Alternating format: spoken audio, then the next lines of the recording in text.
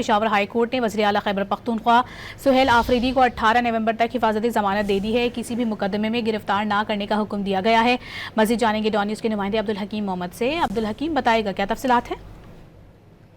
جی بالکل، وزیر اعلیٰ سہیل آفریدی کو 18 نومبر تک حفاظتی ضمانت پشاور ہائی کورٹ نے دے دی ہے۔ وزیر اعلیٰ نے چونکہ اڈیالہ جیل جانے کا ارادہ رکھتے ہیں تو اس حوالے سے آج پشاور ہائی کورٹ میں وزیر اعلیٰ خیبر پختونخوا کی جانب سے درخواست دائر کی گئی تھی کہ انہیں حفاظتی ضمانت دی جائے اور مقدمات کی جو ان کے خلاف کوئی FIR مقدمات ہو تو اس کی تفصیل فراہم کی جائے۔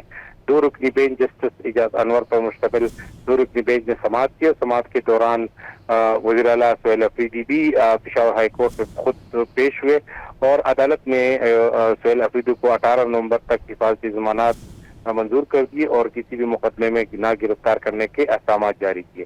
بہت شکریہ آپ کا عبدالحکیم۔